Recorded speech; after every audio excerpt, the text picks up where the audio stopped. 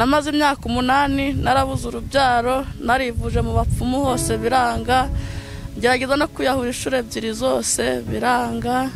Ubwo mura n'umukozi w'Imana Ndisaze Varisiti arasengera ku Mana, Imana imubwira ko izamu umwana w'umukobwa, none yaramumaye yitwa Kubera Imana Teta, n'umukona ko muteruye. Nza gusengera muri aya mazi, nari ifite igeragezo cyo gupfusha abana 3 b'inkurikirane. Imana ndi muri aya mazi, Imana imbwira yuko inshumbushe abandi bana 5. Ubu ndi bafite Imana yarabampaye. Ijoro rimwe ndi gusengera muri aya mazi rero, nahaterewe n'inyamaswa yitwa ingundu ishaka kundya. Uburyo Imana yinkije rero. Impanuro TV. Uyu mubyeyi yaje hano, yari amaze imyaka 8 yarabuze urubyaro. Yari yarivuje mu bapfumu byaranze. Araza ndamusengera, Imana imbwira ko izamuha umwana w'umukobwa. Yaramumuhaye.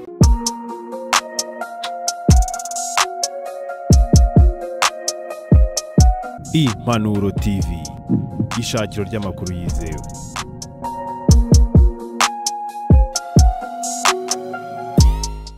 Twongeye kubasuhuza nshuti bakunze mukurikiranye Impanuro TV. Reka twongere tubifurize ibihe byiza, turizera ko mumeze neza aho muri mu bice bigiye bitandukanye by'igihugu cyacu. Turifuriza amahoro y'Imana ndetse no gukomeza kugubwa neza aho muri mu bice bigiye bitandukanye. Hari n'abandi benshi badukurikira bari hakurya y'imbibi z'u Rwanda.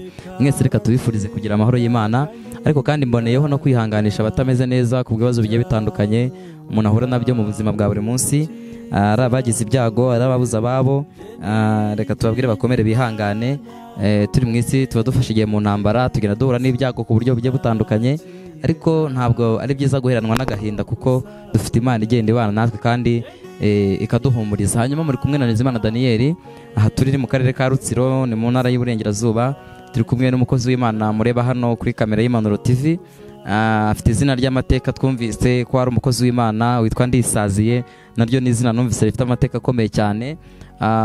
Tujya gufata urugendo rero rutatworoheye cyane, ni urugendo rwari rurerure cyane, ni ahantu habaye kure cyane, ariko twahageze kubera ko tubagendera hirya no hino tukajya bagezaho ibiganiro bigiye bitandukanye. Twashatse kumusura rero kugira ngo tumenye iyo mpano yo gusengera abantu Imana yamuhaye, ndetse iyo uhageze uhasanga abantu baje kugira ngo abasengere, hari n'abaje ngo gushima Imana kubera ko Imana yabagiriye neza. Twasanze umubyeyi yari buze kutubwira ukuntu ngo Imana yamuhaye urubyaro nyuma y'imyaka 8 amaze guhura n'uwo mukozi w'Imana aramusengera, Imana imuha urubyaro. Hari n'undi nanone watubwiye ukuntu ngo yari arwaye igihe kirekire, yararwaye akaguru, nawe Imana iza kumukiza. Bose twabasanze nabo baraza kutuganiriza baduhe kuri ubwo buhamya uko byagenze ndetse nuko umukozi w'Imana basengeye Imana ikabakiza. Rero twifuje kugerayo kuri uwo mukozi w'Imana kugira ngo atuganirize. Twahageze yaduhaye umwanya, yatwakiriye. Reka tubasabe namwe kugira ngo mubane natwe, hanyuma uramutse ufite ibitekerezo, amakuru, ubuhamya cyangwa se inyunganizo mva dusangiza, wakurikirana kino kiganiro tugiye kugirana n'umukozi w'Imana, kuko kumere yacu turavuga nimero zacu ndetse na nimero ze, ku buryo uramutse ukeneye kumuvugisha natwe ukeneye kutuvugisha, ukurikiranye kino kiganiro waza kumva nimero zacu ku mpera yacyo turazivuga. Murakoze cyane, reka tumwakire agiye gutangira tubwira amazina ye, hanyuma tuze gukomeza tuganira. Turagusuje mu izina rya Yesu, mukozi w'Imana. Namwe turabikirije mu izina rya Yesu. Nitwa Ndisaze Evariste, ntuye mu murenge wa Ruhango, mu kagari ka Gatare, umudugudu ni Gasoyo. Nkuko nubundi aya makuru mugenda muyamenya, ntabwo ari ukumbeshyira, nibyo Imana ikorana nanjye kandi mu buryo butandukanye, ndetse nanjye ubwanjye sinzi ko izo mbaraga nzifite, ahubwo ni imbaraga zo gukomera kw'Imana, kuko Imana igomeze kubana nanjye. Aha rero mugeze mu mudugudu wa Gasoyo, mwahitegereje, mwahabonye nkuko muhasanze, n'ahantu mwagize hari n'inzu dukoreramo, dusengeramo, ndetse nta nubwo iyo nzu yapfuye kuboneka gusa, habayeho imbaraga zo gukomera kw'Imana. Abantu bese bakaba bagenda bahasanga dusengana Imana, nkuko mwagiye muhabona abantu batandukanye, nkuko mwagiye muhabona nyine uburyo abantu bagenda bahagera. Izo mbaraga z'Imana zirahari kandi abantu bagomeje kuhakirira n'ibitangazo bigize kuhabera. hanyuma wenda mbere yuko tuza gukomeza nasanze abantu hano barambwira bati rwose uyu mukozi w'Imana yaradusengeye, twari twaje kumushimira, twari twaje kugira ngo twongere tumusure kuko yadukoreye igikorwa cy'urukundo, afata umwanya we aradusengera. Koko ibyo bintu byaba ari byo, niko byagenze? Bari baje kugushimira, kuvuga imirimo y'Imana Imana yakoze, bihagaze biti? Ni ukuri baraza nkabasengera bakagenda bagasubira bakagenda, nkabasengera ku bibazo by'uburwayi butandukanye, nkabasengera bakagenda. Uko mwababonye baje nyine no kugira ngo n'ubundi bonge bagaragaze ko Imana iri hano ifite agaciro kandi ari Imana ibakiza, ndetse nta n'ikiguzi bayihaye, ni impano y'Imana. Hanyuma ndumva ikiganiro cyacu kiri buze kuryoha, ariko mbere ko tugitangira reka ngusabe utangire usenga kugira ngo twiragize Imana muri iki kiganiro. Imana ize kubana natwe. Murakoze Mana, turagushimye, uri umukozi w'umuhanga, uri Imana nyamana, uri Imana ifite imbaraga, Imana ikomeye cyane, uri umurinzi wa byose. Ngushimiye ko waturinze uyu munsi tugize kuri ino saha, n'ubundi umugaragu wageze kwino mpinga y'uno musozi. Ndagushimiye ko wamurinze mu rugendo, natwe aho twari turi kuno musozi waturinze. Izina ryawe nirihabwe icyubahiro. Reka n'ubundi ubwo ahakandagiye imbaraga zawe n'icyubahiro zibane natwe, kandi ugomeze kudushyira kuri Imana. Ibyo tubiganire kuno musozi bigirira abantu bose akamaro, imbaraga zawe ndetse n'ubushobozi bwawe, kuko inzi ko ushobora byose. Hari abadukurikiye bari ku mpera y'isi, bari ku ruhande, bari ku mukiro gihugu, bari no hanze. Ndakwinginze ngo izo mbaraga n'ubungubu turimo kugusenga kwacu, imbaraga zibagereho, bamenye gukomera kwawe guhari, kandi nzi ko ushobora byose, nta kintu watwima. Byose byambaje mu izina ryawe Yesu, amen. Amen. Pastor, uko biri kose urugendo tugenze ntago rwatworoheye. Ndabona tsawohe ko kugeraho ntago byari byoroshye, ahubwo sizuba mwarikize. Izuba nyine twabyakira uko biri, kuko natwe iwacu aho turi niko rimeze. Izuba nyine ni igihe cyaryo, ariko kubwo kugira ngo dukomeze kwamamaza ubutumwa bwiza, tuvuga imbaraga z'Imana, ntabwo izuba ryari kutubuza kuza kureba umukozi w'Imana. Turishimye rero guhura nawe. Nange twabashimye, Imana ibaho umugisha. Hanyuma rero hari umusozi tumanutse hano hafi, na hantu haracuramye cyane, habi cyane. Pasi gukorera umurimo w'Imana aha hantu bihagaze bite? Biroroshye? N'ibintu bikoroye? Yerebye nyine ku muntu udafite imbaraga zo gusenga n'imbaraga z'Imana zimukoresha, ntabwo yabasha kubishobora. Ariko kubera ko dukora n'imbaraga z'Imana, Karimana yaduhamagaye, y'Imana igushaka, y'Imana igushaka ikagukoresha, mbega iravuze ngo no mu nzira z'inzitane ugomba kuzicamo. Twe turabyihangana kwakora umurimo w'Imana, kandi Imana igakora ibitangaza. Imana yaguhamagariye aha hantu, iguhamagarira ahantu mu misozi imeze gutya. Nahoze nitegereza mbona nta n'umuriro uhari, kuhakorera umurimo w'Imana uko biri kose ngira ngo ntibyoroshye. Ntabwo byoroshye, urabona cyo kuri dusenga Imana, tuba kubera Imana yazadukora ibitangaza, ikaduha umuriro, ikaduha n'amazi. Ibyo byose turi kubisengera ngo Imana izabikore, kandi tuzi ko izabikora, byose irabishoboye. Muri uyu musozi rero kuwukuramo umurimo w'Imana ni ukuba nyine wahinya ipataro. Urabona ko ari imisozi miremire, ni ukubahinya ipataro. Ni ahantu hakoreshwa no kwambara bote, babonye ko bikomeye nyine, ariko kubera imbaraga z'Imana twizeye nyine, Imana agomeje kubana natwe, n'ubwo turawukora nta kibazo, Imana ikadushyigikira. Hanyuma uko biri kose tugusanze ahantu wari urimo uri gusengera, nabonye hameze nk'aho ari mu mazi. Ni mu mazi. Kubera icyo wahisemo kujya ahantu? Hari ahantu rero umukozi, hari ahantu rwose nta nubwo ari ubwa mbere mpagiye. Hari ahantu Uwiteka ampamagara, Imana ampamagara, nahamagaye aho mpamagariwe n'igihe kirekire cyane. Ariko harandu kugira ngo mbe mwahansanze mpagere, mbese mbone ko mpasengera Imana n'Uwiteka wahandangiye.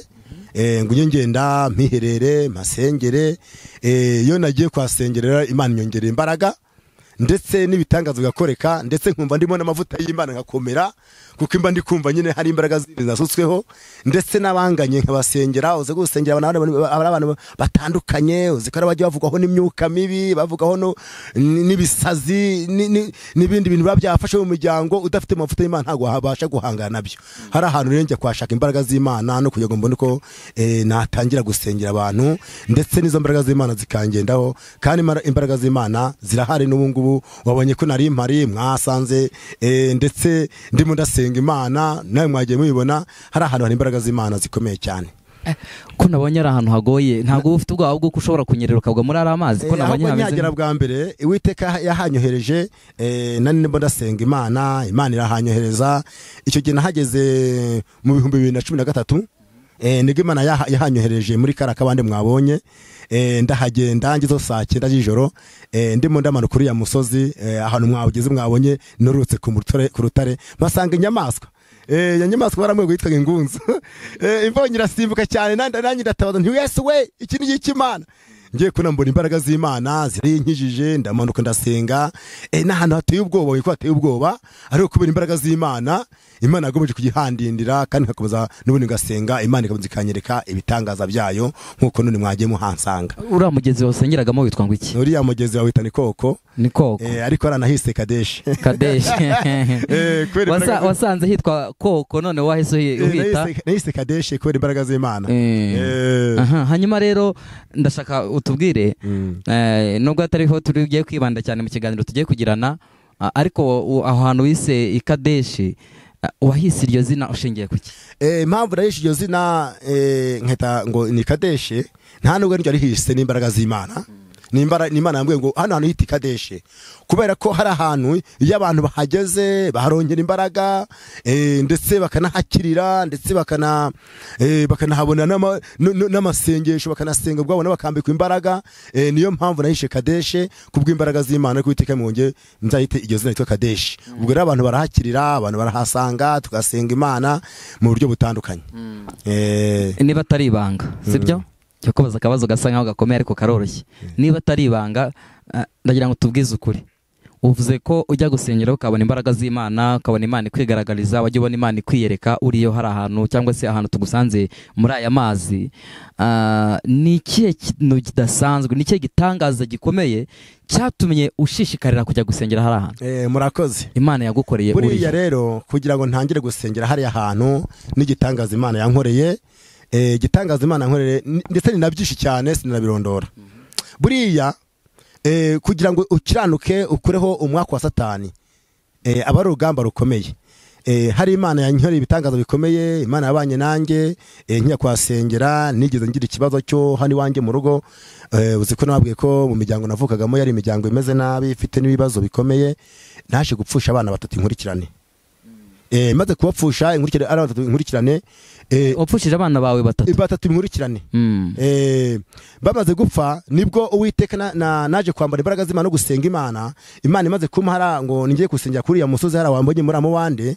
Imana impa abandi bana umufite abana mu muryango wanjye. Niyo mpamvu nahise mita Kadeshi kugitangaza Imana yanahakoreye. Ndetse hari n'umudamu wahageze wari ufite indwara y'ibisazi nawe tuza kumusengera kuri ya musozi nawe arahakirira. Hari umudamu wari urwaye indwara y'akaguru yarayigwaye imyaka iri kujya mu myaka 8 nawe iri kurenga.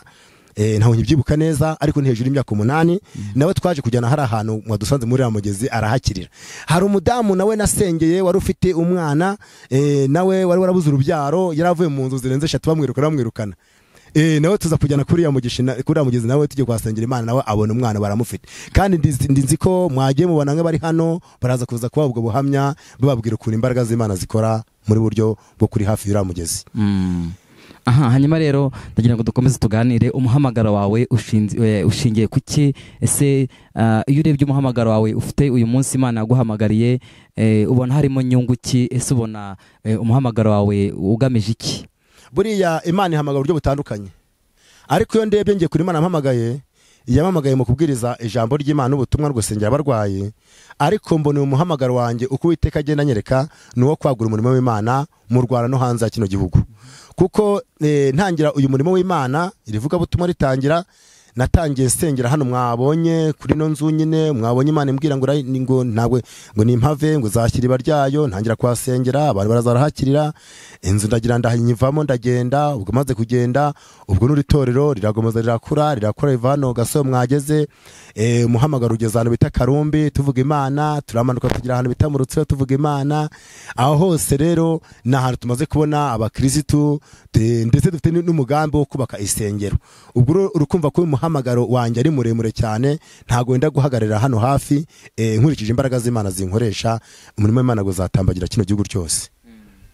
Hanyuma ndagira ngo tubwire rero mu by'ukuri tubwiye ko intumbero yawe ari kugira ngo umurimo w'Imana uzaguke ugere no mu mahanga cyangwa se no hirya no hino. Ubona umuryango wawe ubigufashije mu guti? Umuryango wanjye gurakijijwe.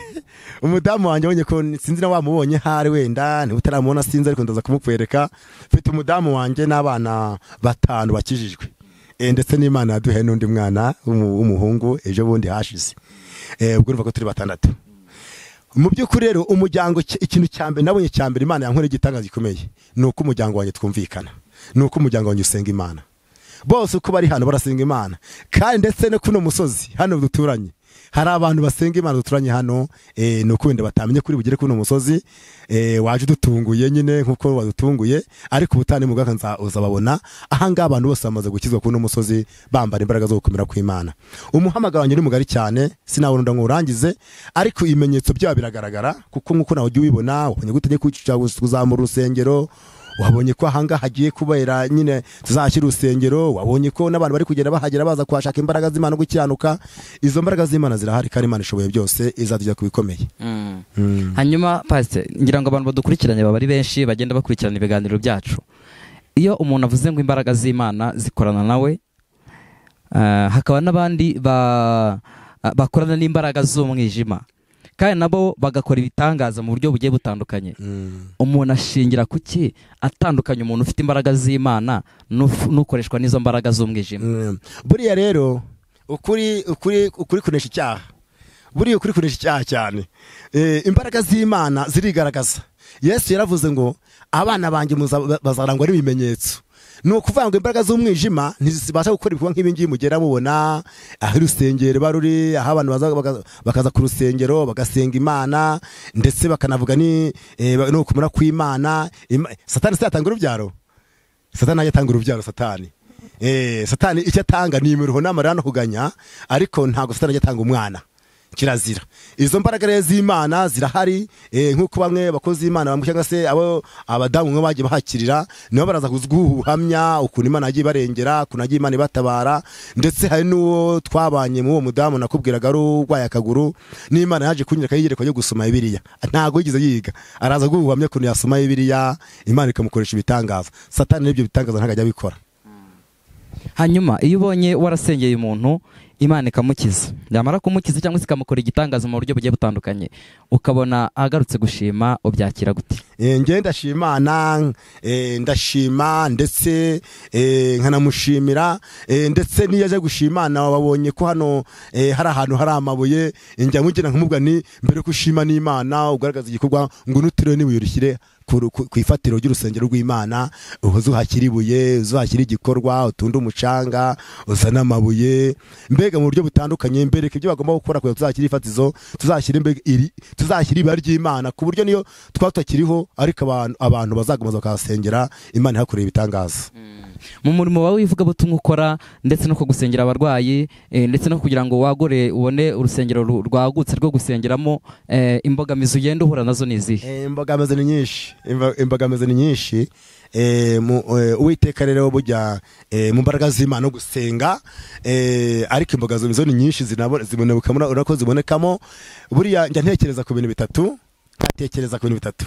nkabana se Mana warampamagaye umbwira ko uzankoresha igitangaza, cyangwa se ibitangaza urabikora, cyangwa se hari n'ibyo uzadukoresha, urusengero rwawe ruzaboneka ruti. Ni ukuri imbogamizi zirimo. Imana impamagara ntago ampamagaye mfite amafaranga yo kubona ko ku rusengero, ndi umukene nciye bugufi, ariko kubera ko nzi yuko imbaraga z'Imana zikora byose, nzi ko bizashoboka n'urusengero rukahaboneka. Ariko imbogamizi mu gutekereza zirahari, kuko ubushobozi bwanjye buri hasi buri bugufi. Ariko nkongera nkavuga ngo kubera ko imbaraga z'Imana zihari, Uwiteka ntiyabura uko abigenza, yaza agakora. Ikindi kandi mwabonye ko nyine mwakoze urugendo rwo kuzamuka uwo musozi nyine muzi iwacu. Mwabonye ko nyine ari ahantu hagoye, n'ahantu mu misozi, ni ukuvuga ngo n'ubundi uko mwahageze aho ngaho mwabonye ko nyine ibyo twakora biba bigoye, harimo gutunda umucanga cyangwa se kuzana amabuye, cyangwa se umuhanda uhageze ubonye ko umuhanda nawo ntawo, umuhanda guri kure yacu. Ibyo byose tukabikora tuvunitse, tugotse, ariko kubw'imbaraga z'Imana tuzi ko n'ubundi ibyo byose imbaraga z'Imana zihari, n'ubundi izagomeza kudufasha, kandi ndetse n'abahagana ubwabo bazagomeza nabo bonyine bajya badufasha mu mbaraga dufite, nuko tugomba kubikora.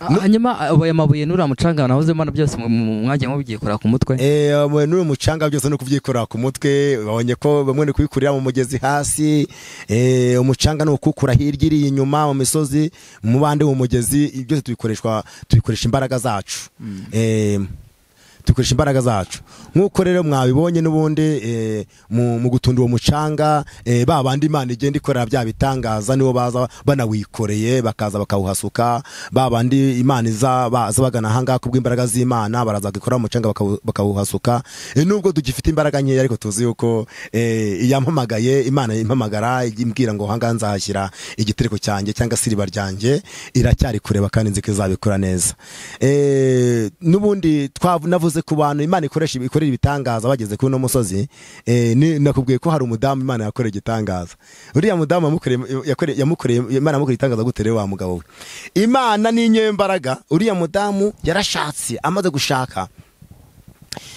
arashaka umwaka wa mbere gurashira wa kabiri gurashira gatatu gurashira wa kane gurashira wa gatanu gurashira noneho umuryango yarashakiyemo gutangira kumusarika ati uri ingumba ntago byara wowe nukwirukana ukava hanga umudamu rero yabaye ari ukugenda ndi kuzamuka nerekera ahantu bita za Karumbi ngeze ahantu bita za Kajugujuguru iyo ngiyo ndi kuzamuka ngenda mu nzira ngiye kuvuga ubutumwa mbamuye no mudamu mu nzira tumaze guhura mu nzira umudamu numvijwe y'Imana irambo ati uwo mudamu uvugisha ndamusuhuza maze kumusuhuza umudamu sanzwe muzi cyane bwo bwa mbere arumubonye ubwo bwa mbere nari mubonye turimo tuzamuka araje mu isoko ubwo rero hanyuma umudamu turaganira mu kuganira kwanjye nawe yarave kugura ibijumba ubwo noneho nibwo Imana yanyeretse irambwira iti niko se ati uyu mudamu ureba ari kurira afite agahinda ubwo mudamu twaje kuganira turaganira tumaze kuganira ndamubwira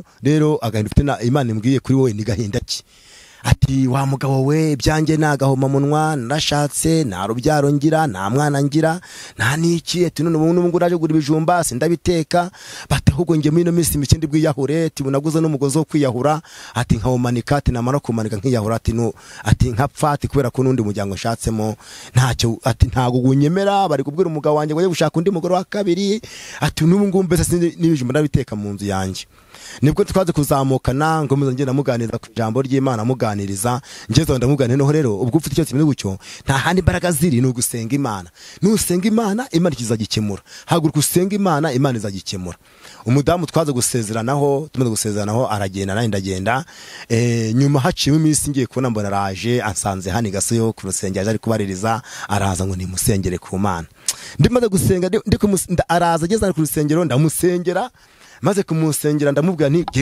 genda ukomere subira mu rugo ukomere usenge ndetse n'umutware wawe ugende umubwire uti rwose umwigishe ureko yazagira hano naho tukamusengera ku Mana ngibwe rero byaratinze mvuga kumusengera agenda za rimwe na rimwe azana rimwe na rimwe ngiye kuramba n'umugabo baje gusenga bombi ndabasengera Imana irambwira ngo kubera ko bahagurutse ngo Satani yabuza gusenga mu muryango w'Uwiteka yikuyeho nibwo nagiye kubona mbona wa mudamu gihe cyarageze ngiye kubona twongeye kuzahura numva mbona afite inda nongeye kuzamubona mbona yarabyaye mbona umwana aramufite ibyo byabaye nyuma y'imyaka ingahe ibyo byabaye yabyaye cyangwa se yabonye urubyaro yaramaze igihe kingana iki atarufite yari amaze imyaka 8 nta mwana agira yari amaze imyaka 8 nta mwana agira muri gusenga Imana rero yamuhaye twarasenze akiri kuza bwa mbere azana gasoyo aze kutumusengere ku Mana yarasenze umwaka urarangira undi mwaka urangiye Imana imuha umwana ubwo no kwanga umwaka utaha nk'iki gihe nawe yarakikiye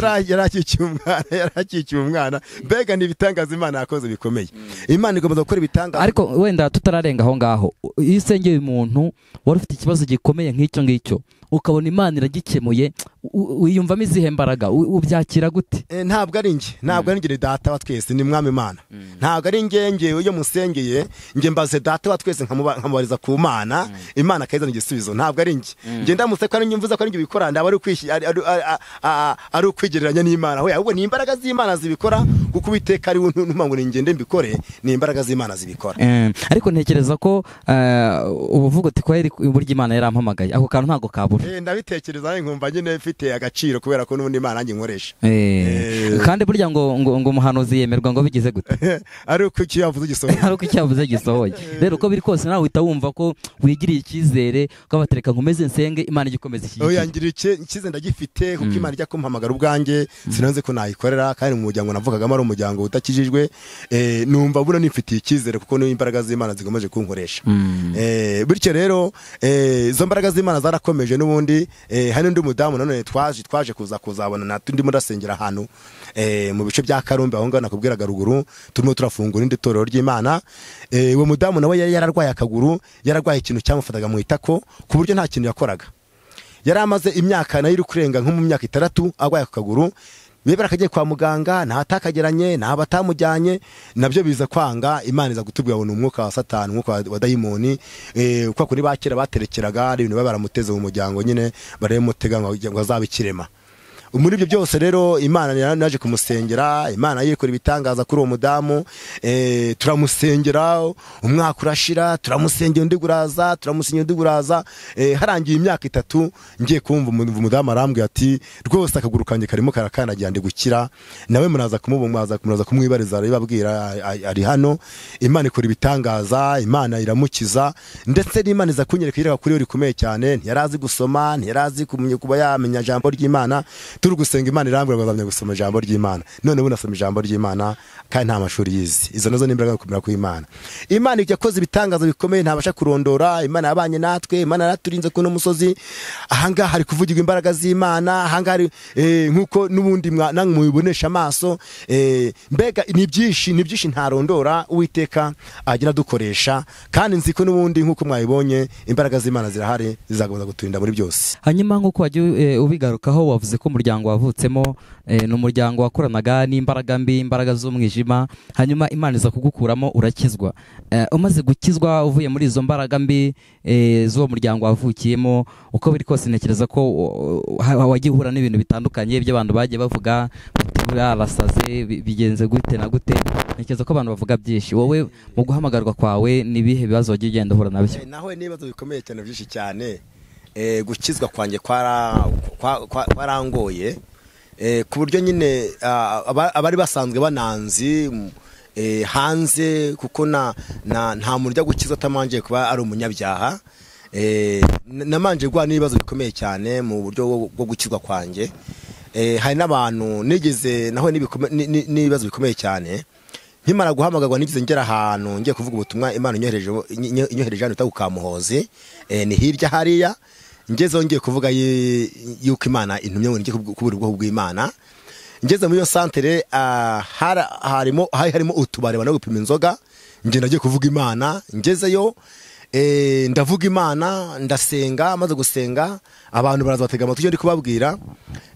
Bamaze gutega amatwi ndi kubabwira abantu bo muri ako kabare bapimagazwa mu kabare bafata bareba abantu bitwa ngo ni ibirara byo muri yo santere babiha inkoni ngo bigoni binkubite ngo naje kubatesha umutwe muri yo santere.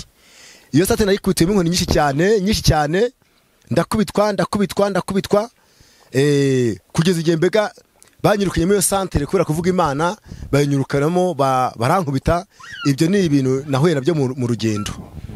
Ndakubitwa cyane. Nkimara gutangira umurimo w'Imana nahuye n'urugamba rukomeye kuko kuvuga Imana ahantu utuye, kuvuga Imana mu bantu baba bazi kuri n'umusinzi, bari bazi kuri n'indayo n'umusambane cyangwa se ukora ibindi byaha bitandukanye, byagiye bingora kugira ngo umuntu abe yakumva icyo navuga. Gabaga ari urugamba rukomeye. Abantu banseka, abo ntambutse bankwena, abo ntambutse mbona bari guhemana, abo ntambutse baturiya n'indaya, turiya n'umusambanye, turiya no kwishushanya, turiya no kubeshya. Muri kuvuga Imana byaba urugamba rukomeye. Na nisa turacishamo izo ntambara zimeze gutyo, ariko nanone ukuri kumaze kumenyekana kubera ko imbaraga z'Imana ziya zigaragaza ibyo tugira dukora kandi bigaragara n'amaso y'abantu. Buriya rero Yesu yavuze ikintu gikomeye bavuga tuzamenyera ku mbuto zawo. Kuko ni ukuvuga ngo umutima wanjye niba ukeye cyangwa wagirira mugenzi wanjye ineza cyangwa icyo namufasha ngomba gukimufasha cyangwa se nkamusengera cyangwa se ibyo bike mfite nkabigiramo imbuto nziza. Ibyo nabyo ni ibimenyetso bigaragaza ko waba ukijijwe k'uwo musozi. Bityo rero nakomeje gusenga nyine muri urwo rugamba muri izo ntambara. Nigeze Uwiteka ntuma arambwira ngo nimbyuka kare saa 8 hafi saa 8 n'igice. Bwo nibwo nabyutse mvuye hano ngiye hano biti Karumbi, ndazamuka ngira hano bita mu Ruhango, ndahatambuka ngizana biti Nyamavugo. Nyamavugo mahura n'urusamagwe, igisimba gito gisamarwe. Ngihura cyo am gitoro kare nyene ho ngiye kubona muri gatoroshi gucyambona kiri imbere yanjye kirasama, nanjye nitera hejuru ngo Yesu we, nitera hejuru ngiye kurambona kiramanutse. Kimanuka no bitaburi Nyamwiza muri uwo musozi waho kiramanuka cyomuka cyambukana bita mu Mataba. Naho n'urugamba rukomeye muri umurimo w'Imana, kuko ibintu by'Imana biraruhije n'urugamba abenshi ntibashaka kubyumva nkuko nyine bimeze, ariko naho n'ibitangaza by'Imana bikomeye kandi Imana igenera nanjye muri urwo rugamba ngomeza kwa nayo na nisankire kumwe nayo. Nasenze Imana ne mu bikomeye muri iyi minsi twabayemo, yari iminsi ikomeye, yari iminsi ya corona, iminsi y'urugamba, iminsi y'abantu nyine buryo nakwegerana n'undi umva byabaga ari ikibazo. Ibyo ni ibimenyetso byose byaje bya natwe muri uru rugamba, ariko Imana gwe kudushyikira uko Imana ifite byose. Imana irankorera ibitangaza bikomeye. Nkuko nabibabwiye, Imana yaje kunkurira urupfu mu nzu. Imana nk'urupfu mu nzu, napfusha abana 3 binkurikirane. Abana barapfa, umwaka umwana barapfuye, umwaka umwana barapfuye. Uko byagenaga bapfa niko nahamagara abantu ntimuze mujye kunshyingurira. Bigeze umuntu twe tonyarambwa ateko urapfu rwadutse kuri ya mugabo ni upfusha abantu wenyine, nibyo byahateye. Ati nagire kumwihambira wenyine. Nagiye kubona mbona haje umuvandimwe umwe wari inshuti yacu umuryango witwa Kigesera, niho waje amfasha gushyingura uwo mwana, hamagana n'abandi bantu bazabashyingura uwo mwana wa 3. Ariko ndashimana ko Imana nk'urupfu mu nzu, ubu kuba nakizwa abana banjye bose ndabafite n'ibazima. Ni byinshi natangaza Imana yagiye igenda inkorera, ndetse Imana yagiye igenda impeja mu buryo butandukanye, kandi Imana igenda inkoresha ibitangaza. Ibyo byose ni imbaraga no gukomera kw'Imana. Ibyo byose rero mwagiye muyibonaho nkuko n'ubundi mwagiye mubibona, ariko nzi yuko n'undi Imana izatugeza ku bikomeye. Dufite ijambo rikomeye uko imbaraga z'Imana zirahari. Mu buryo nk'ubwo rero muzi yuko nagomeje kubaho ubuhamya bwo nagiye nasengera butandukanye. Nasengeye umudamu wari urwaye ingwara imyaka 28 yararwaye akaguru nawe imyaka 28. Ndetse uri mwaje mudutunguye, hari ubwo yageze hano mukabibona. Imyaka 28 ntaho batamujyanye, bamujyanye za Ruhengeri, bamujyanye muri CHK, bamujyanye mu bitaro bikomeye, ntaho batamujyanye. Mbega uwo mudamu yari asigaye nta kintu ahigira, ari aho kwipfira gusa. Ariko Imana yaramukijije, Imana turamusengera, Imana ikora igitangaza, Imana iramukiza. Ubu ni nyina w'abana, ndetse ubutaha ni mugaruka muzamubona yaje gusenga n'abazabaho ubuhamya. Iyo ugiye gusengera umuntu akubwira ko amaze igihe kirekire ari mu kibazo, uba ufite kwizera kungana iki ko ashobora gusubizwa cyangwa ashobora gutabarwa? Wenda nk'urugero, ushaka kujya gusengera umuntu afite uburwayi bumaze igihe buri mu hejuru y'imyaka 10 umuntu arwaye, umusengero udafite ubwoba uvuga ati se nadakira bigenda bite, se nadakira ne bari buze kuvuga ngo burya wa muntu no umunyamitwe. Erega bura gusega n'undi ni ibanga ry'Imana. Wabonye hano wasanze narinde bujya onye ko ndi ngenyine, ni gusenga ni ibanga ry'Imana. Gusenga ni ibanga ry'Imana. Wabonye kaje wansanza ndi ngenyine nta mutwa turi kumwe, kandi nahamagaraga Imana, nawe ubwawe ndi guhamagara Imana hayi wabonaga. Nese ari wabonaga? Ni ukuvuga ngo nyirahamagaraga Imana nge iri kumbura gukora ibi ngibi. Ni ukuvuga ngo mbere ko musengera imba namanje no kubaza Imana. Manza nkabaza Imana. Nge nabyumva none urabaza ukabaza Imana. Namanza nkabaza Imana. Iyi kwemereye nibwo mbona kumusengera. Yo inyemere nibwo mbona kumusengera. Hari nawe dusengera Imana ikatubwira ngo ntago arakira gapfa. Icyo gihe rero nabyo turabyakira kuko nta yindi gahunda abagomba gupfa uko. Ariko mwubwo baba iki kugira ngo Imana bavuga ngo ntago ari bukire. Burya rero hari igihe muragira iminsi, muragira igihe cye, naka tuvuga Imana, naka tuzava kwize tuveho. Ariko tuzagira igihe cyacu. Ni ukuvuga ngo rero nawe igihe kigeze cyo gusarurwa turamusengera ntabwo akira. Ariko ni ukuvuga ngo n'ubundi twe dufite ibimenyetso n'Imana, y'Imana ikubye ngo musengere arakira, uranamubwira uti Imana irambe uzagukiza. Yego. Hanyuma mbere ko dusatira umusozo, uraza kutubwira ko urusengero rwawe musengeramo ko biri kose nyine biragaragara ko ari rutoya. Mu kurwagura mushaka kurwagura mu buryo? Urusengero rwacu ni rutoya, wabonye ko nyine no kwasengera nyine n'uburyo haruhije, na ahantu hatoya, mbega nta terambere wonye rihari, ariko twifuza kwashyira urusengero nyine urw'Imana izishimira. Nk'uko mwayibonye nyine ni ukuri Imana yaravuze ngo izahashyira iriba ryayo, kandi ngo ndetse hazakirira abafite ibibazo by'uburwayi, abafite ibikomere bazabahakira uko bagenda bahakirira. Mu bushobozi bwacu rero ni buke, buri hasi, ariko tuzi yuko n'ubundi Imana ishobora byose, ntacyo yatwima.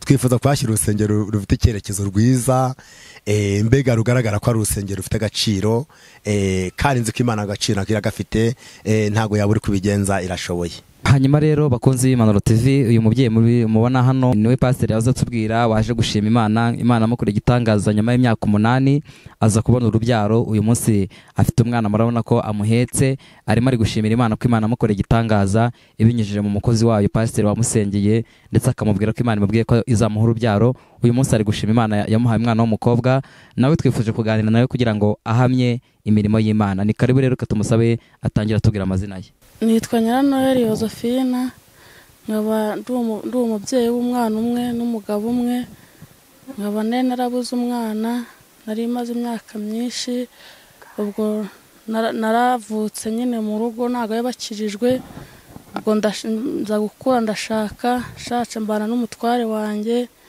ubwo biba ngombwa ko umwaka gushira ndiguraza tuba turihebye, tujya mu bapfumu gusenga, ntabyo twari tuzi neza, nta twari tuzi gusenga, nta twari tubisobanukiwe. Ubwo amafaranga turayatanga, umubyeyi wanjye aratanga, no ku mugabo baratanga, biranga.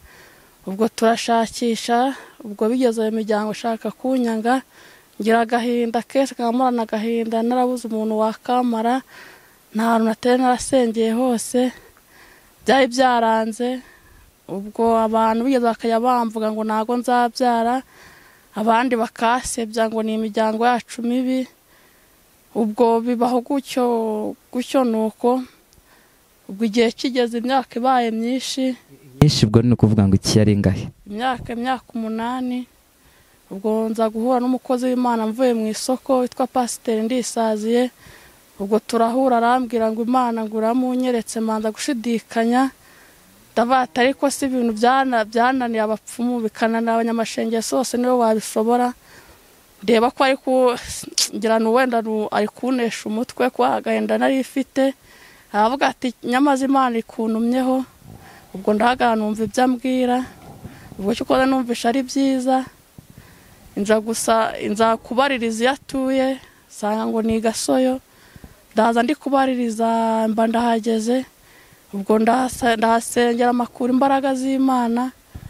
Ubwo ndaza mbibwira umutware nawe arabifashamo, kuba twari twarabuze umwana. Ubwo aradusengera, umwana turamubona, ambwira ko nzabyara umwana w'umukobwa, ko igihe kigeze ndatwita, none umwana w'umukobwa yaramumaye. Ubu mumbona hangane naje kumushimira hamwe n'abari abavandimwe banjye mubona hariya. Hanyuma umaze kwakira umwana, umuryango wakwakiriye gute Imana imaze kuguha umwana? Ubu ndimo ndashima Imana, nabo umubyeyi nk'abandi, bya bindi abantu bamvugaga byavuyeho. Abenshi baravuga ngo ndindangurura rwaranyereye, ubwo babonye ko utakinyereye ko ari Imana n'abantu. Ubwo ibyo abantu bavugaga, ibyo abantu bibwira si byo Imana yibwira, ibyo byose byavuyeho. Ubu ndi umubyeyi ndahetse, ubu ndatekanye, nta kibazo n'umutware wanjye. Hanyuma uragira ubuhe butumwa cyangwa se n'ubuhe butumwa wagenera abandi bantu bari mu gihe kimeze nk'icyo wari urimo, abantu badafite urubyaro uyu munsi nabo bagitegereje, wababwira iyihe nama? Kwizera Imana nibyo bya mbere, kubona nyine narihebye hafi no kwiyahura, nagerageje kwiyahura baca mu mugozi 2 ebyiri bitewe n'agahinda. Ibyo nababwira ati rwose mukurikira ubutumwa bwo gusa kwa Satani, nta byiza bibonaho nagiyeyo biranga, imitungo n'ifite ishiraho bitewe n'agahinda. Nabagira inama yo kuvuga ngo bakurikira Imana. Imana iguha umugisha rero kubwo kwemera kutuganiriza. Uyu munsi wowe n'umutware wawe mubanye gute nyuma yo ko Imana imaze kuguha umwana? Yabyakiriye gute? Yabyakiye neza. Ubwo twamaze gusenga, Imana itira kwitwitira n'umwana izina tutari twamubyara. ubu turishimye turanezewe, aba bataba tutabanye neza ntabwo bayemeye ko nza hano, ariko yemeye. Niyo namubwira ngo ngiye gusenga Imana he, niyo namubwira ngiye gusenga Imana hanze y'igihugu, ubwo najyayo, ariko mbere ntabwo byamufatagaho, ariko azi ko hari icyo Imana yakoze, bunaho najya hose nta kibazo. Pasiteri wagusengeye uyu munsi unubuhe butumwa mugenera iyo muganira muganira ngo iki? Ubutumwa nagenera pasiteri ni uko yafashije gusenga akanyikorera uwo mutwaro, ubwo nkaba ndi kumushimira, ashimira n'Imana yabikoze, nzajya murangira n'abandi akomeza abasengere ku Mana. Reka tuvuge ngo rero Imana iguhe umugisha, kandi Imana ikomeze kongera ihungu na kobwa, Imana ikomeze kongera abandi bana kugira ngo uzajye ugaruka wongere wishime. Wakoze cyane rero kuduha umwanya wawe. Murakoze namwe. Uyu mubyeyi turi kumwe nawe rero hano mureba kuri kamera, nawe arafite ubuhamya, arashaka kuvuga imirimo Imana yakoranye nawe yaje gusenga hano kwa runo rusengero kwa Pasiteri Ndisazi twarimo tuganira. Nawe afite ubuhamya ashaka gutambutsa ku Imana ngo yamukijije akaguru yari amaranye imyaka myinshi, Imana ikaza kumukiza. Aravuga ukuntu Imana yamukijije. Reka tumuhe umwanya nawe atangire yivuga amazina ye. Amazina yanjye nitwa Nyirababiri Virginia, ubwo nkaba ntuye mu karere ka Rutsiro. Iyo ndwara nari nyimaranye imyaka 19. Iyo ndwara ukuntu yafashe kaje ari agaheri, ubwo nkomeza kugashima, ngira ni agaheri gasanzwe, akomeza gukura, karakura. Kaje hehe? Kaza kwitako, ubwo kaza kungana umusozi, ubwo ya ndwara ikomeza gukura, irakura, nta hantu ntageze, ndabungera hose, nta hantu ntageze mu bapfumu. Nari mfite n'akarima ndakagurisha, ubu kugeza iyi saha utwanjye twashijeho twose naragurishije, ndi gushaka ukuntu nivuza. Hari hameze gute? Byari bimeze gute? Dusobanura ubwo burwayi ko bwari buhagaze. Ubwo burwayi ukuntu bwari bumeze, mbega bwafatiye ku itako. Iryo tako mbega ryaje ari akantu gatoya kiragenda kirakura ku buryo ntambaraga n'umwenda ngo gunyuremo. Gereranyiriza abantu wenda se uvuga uti hanganaga gutya na gutya, cyaje kiri mu buryo bumeze gutya na gutya, ese cyarareretaga, byari bihagaze gute? Cyari ikintu cyaje kirabyimba kimera nk'ibuye, mbega cyaje kirabyimba kimera nk'ibuye, cyatangiye kiri gukura kangana ari gatoya, kirakura kingana nk'ibuye, wajya ukoraho ukagira ni ikibuye. Ubwo noneho njyewe narashakishije njya mu bapfumu, nta hantu ntageze, ndabungera hose, ndagenda, nta hantu ntasengeye, mu bapfumu birabananira.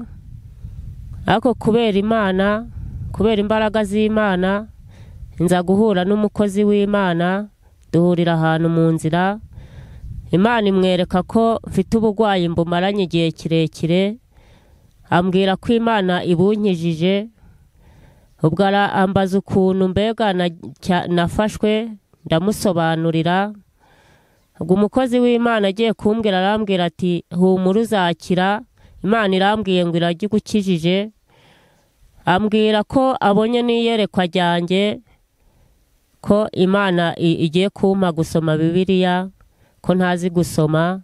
Nanjye mubwira ko ntazi na gatoya, nanjye ntago nari nzi gusoma. Buno nzi gusoma Bibiliya nta kibazo rwose. Pasiteri amaze kusengera yahise agira iyerekwa yuko nzamenya gusoma. Ubu namenye gusoma, ubu ndabishimira Imana. Ubu Imana yaranyigishije, ubu muri kubona ko ngeze mu zabukuru, ubu nzi gusoma. Ntabwo warigeze wiga? Ntabwo warigeze ugira mu ishuri? Ntabwo narigeze niga. Muri icyo gihe wenda muhura na Pasiteri wari ufite nk'imyaka ingahe? Nari mfite imyaka 30. Akubwira ko Imana izakwigisha gusoma. Hanyuma ubwo burwayi wari umaranye imyaka 19, mu by'ukuri watubwiye ko utambaraga umwenda ngo ubashe kujyamo, kugira ngo hakire, hakize gute? Habayeho kubagwa? Ese cya kintu watubwiye cyari cyarabyimbye kikaba kinini, cyagiye kigenda gishonga? Tubwira uko byagenze. Yarasengeye ambwira yuko Imana inkijije. Ngiye kubona mbona uburwayi ndabukize, ndagiye nta kibazo. Bwakize gute? Nicyo dushaka kumenya. Nge yarasengeye akimara kusengera, kubera ko ntaryamaga, naryama nkababara. ubwo byageze aho nkajya njyama nkagira n'ibitotsi ntabyo nagiraga, ubwo nahise nkira. Kugira ubwo bugwayi bukire, pasiteri yakomeje kusengera cyane, ngo cyari ikintu cye cyarabyimbye ku itako, kigenda gishonga asengera, kigenda gishonga, ubwo ntago nashyiragamo umwenda. Ubwo byageze igihe nkajya nshyiramo umwenda nkambara, sinacaga ishuro, abana banjye sinababonaga icyo bajya, buno sigaye mbacira ishuro bakajya. Ubu ntago nageze hano uko gutya muri kundeba, naje gushimira Imana, mushimira, ubu nicyo cyangejeje hano. Imana iguhe umugisha. Pasa, mu by'ukuri tumaze kuganira n'ababyeyi wahoze utubwira ko Imana akora imirimo n'ibitangaza, bamaze kubitubwira, ngira ngo ibyo batubwiye ni ukuri nk'uko nabo bamaze kubihamya. Namwe murayibona nyine nk'uko mumaze kubibona, abo nibo babyeyi nababwiraga, Imana agiye ikora ibitangaza, ibagirira neza hano nk'uko mwagiye mubibona namwe. Hanyuma rero n'ubundi kugira ngo dusoze ikiganiro twatangiye dusenga, n'ubundi ni byiza gusoza dusenga kugira ngo usengere n'abantu bafite ibibazo bitandukanye. Benshi bagiye badukurikirana muri iki kiganiro twagiranye, hari benshi bafite ibibazo bigiye bitandukanye bashaka ko nabo Imana yabagirira neza, ni karibu no kubasengera Imana. Ni ukuri.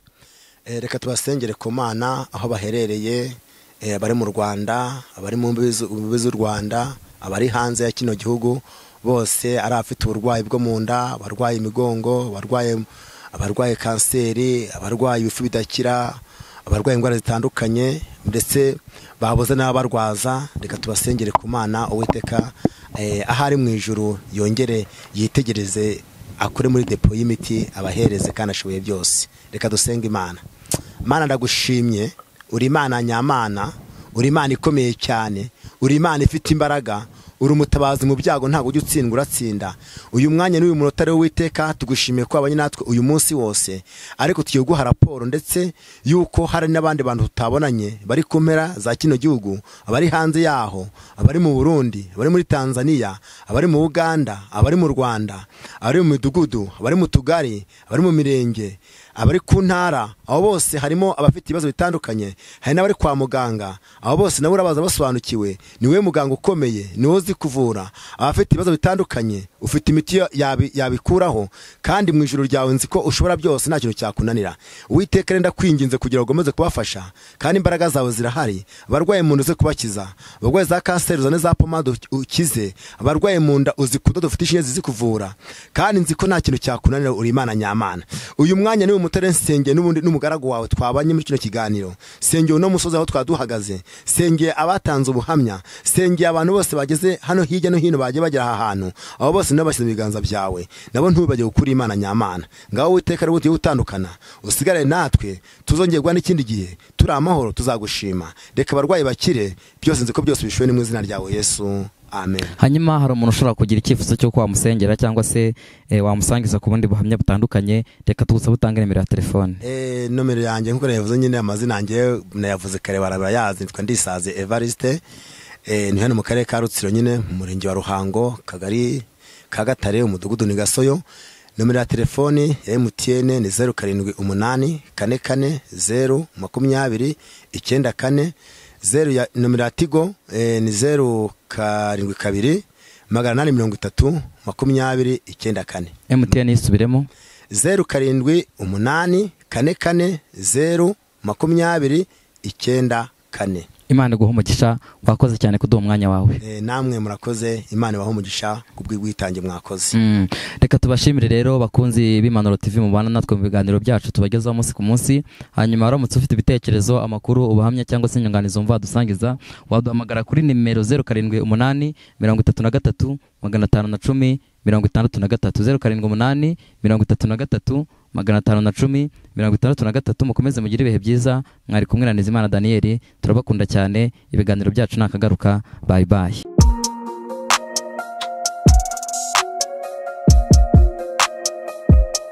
Impanuro TV, ishakiro ry'amakuru yizewe.